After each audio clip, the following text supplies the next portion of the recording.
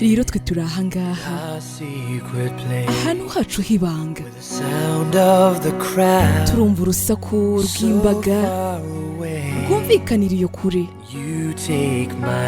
kandi ufata ikiganza cyanjye bigasa naho nibereye iwanjye tukumva twembi ko turi ahantu hatugenewe.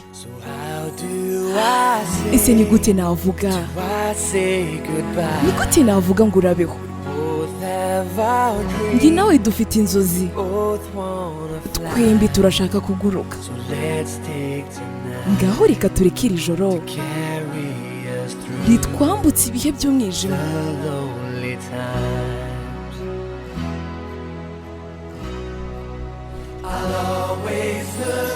Iteka nzareba inyuma ubwo nzaba ngenda,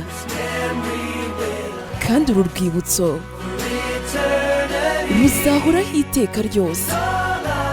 Amarira yacu yose azasibanganira mu mvura ubwo nzongera kubona inzira yanjye igana mu maboko yawe. Ariko kandi mu gihe tugitegereje uwo munsi, urabizi ko uri umwamikazi w'umutima wanjye. Umwamikazi w'umutima wanjye. Ngaho reka dufatire ijoro rero, kandi ntituzigere tugenda na rimwe ubwo tuzabyinana tugasomana nk'aho ejo hatahari. Mu gihe inyenyeri nazo zizaba zimurika nk'impeta ya diyama, nzaha agaciro uwo mwanya kugeza igihe tuzongera guhura. Ntacyo bimbwiye intera irimo yose, aho uri hose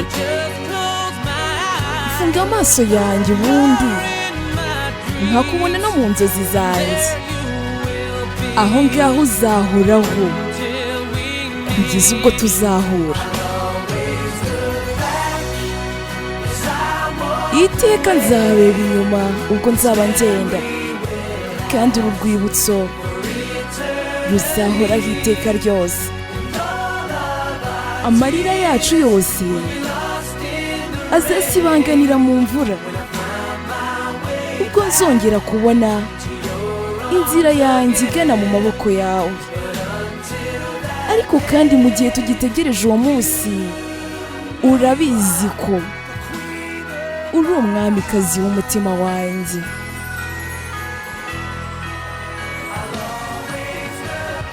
Iteka nzareba inyuma ubwo nzaba ngenda, kandi uru rwibutso ruzahoraho iteka ryose.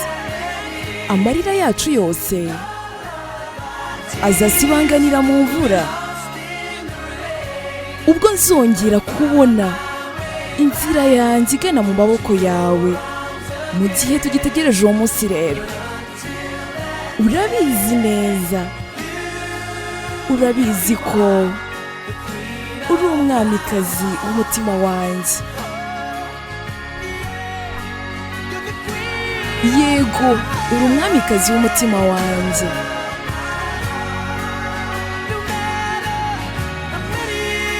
Ntacyo bimbwiye imyaka bizafata, nzaguha byose. Yego rwose, uri umwamikazi w'umutima wanjye.